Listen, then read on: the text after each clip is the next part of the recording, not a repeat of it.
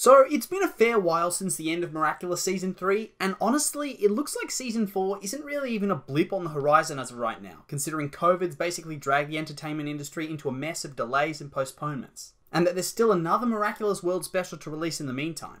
I know that as a fan, sometimes you can get a bit down when the media you consume takes ages to come out and faces delay after delay. And since there's only a glimmer of hope for Miraculous to come out towards the end of this year, I thought today might be a good day to lay down some predictions for what's going to happen over the course of Season 4. Now, I just want to put down a brief disclaimer. These predictions aren't necessarily things that I want to happen, but more they're ideas that I think are very likely to happen given recent writing trends and developments over the latter half of Season 3 and in Miraculous New York. So that being said, let's just jump right into it. We'll start with the most hotly anticipated plot points that Miraculous has been setting up over the course of Seasons 1 to 3. The identity reveal and Adrianette's end goal. So you might be wondering, is there going to be much meaningful development on this front going forward?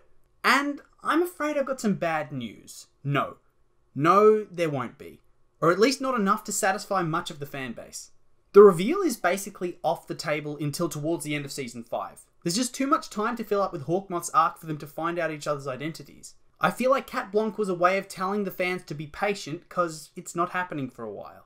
And as for Adrianette, yeah, we get some hints in Season 3 and a lot of heavy hinting in New York, but don't be fooled into thinking that there's going to be some huge drastic change in their relationship and that they could be dating by the end of Season 4. If Asterix taught us anything, it's that for better or for worse, he likes to play the really, really slow game. It's a huge plot point, and I doubt he wants to pull the trigger too soon. So once again, expect this to happen more towards Season 5. It'll come hand in hand with the reveal. I'm not saying there's not going to be any cutesy moments here and there. I'd even say there's going to be some significant change on Adrian's behalf, but that's going to happen more towards the end of the season. So in the meantime, brace yourself for Adrian and Kagami during Season 4, because that's coming at you like a freight train, based on their interactions in Season 3 and in the special. Next up for the predictions, we're going to see a bunch of new heroes. There's still a few Miraculouses that haven't been assigned to Marinette's friends, so expect a new hero to crop up every couple of episodes, and then follow that up by them reappearing for a team-up episode, and then once again in the finale. I made a video about who will probably get the rest of those, so check that out if you like, but on the flip side, don't expect to see any of the newer heroes that got exposed during Season 3's Miracle Queen to crop up during Season 4. Or at least, I hope they don't. The whole point of Chloe's fall from grace was that she felt like it was unfair that she couldn't return because her identity had been exposed. So I think it would go against that narrative if the whole gang gets to come back for superhero shenanigans and she doesn't. It would feel like they wrote it just to make Chloe look like a doofus again. So like I said before, don't expect the original heroes to come back until Season 5 at the earliest. But jumping back to Chloe for a second, expect her villain role to grow in Season 4.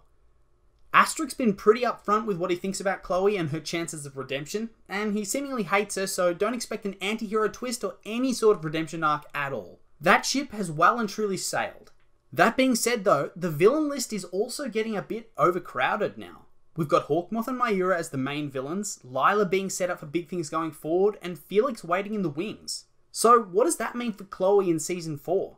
And I'd have to say it's probably going to be the same old, where she's cruel to somebody and gets them akumatized. I'm not expecting huge complex stories from her character. She's pretty much run her course unless something big changes.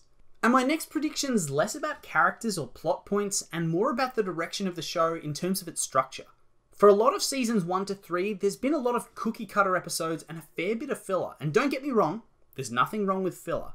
Sometimes it's great to take a step back from the main plot and explore side stories and adventures. But other times, it can get a bit much, especially in Miraculous. This, on top of the pretty formulaic nature of some of the episodes, makes them kind of bleed together and makes the show feel like it lost its originality and it was just going through the motions. But then, I saw a lot of hope in Season 3. Towards the end, we started to see the creators play around with different storytelling formats and try new things in terms of both setting and episode structure. Battling on a train in space or warping through time, going to alternate realities, or even having the heroes forget who they are and have to learn how to be heroes all over again. It felt like the creators were actually having fun with the story and the characters and not just making a Monster of the Week show. And then I think the New York special really solidified that the story's moving forward, and the way in which they want to tell the story is also moving forward. The writing style's developing and it's changing, and I think this bodes well for Season 4. Overall, I think it should be expected that Season 4 is going to largely be a setup season for the ultimate bombardment of key moments saved for Season 5.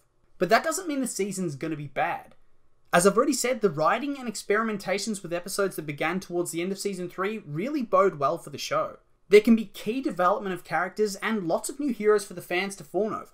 To me, it feels like we're entering a new phase of Miraculous, and this is something I'm really keen to see. But, as always, that's just my opinion, and I'd like to hear yours.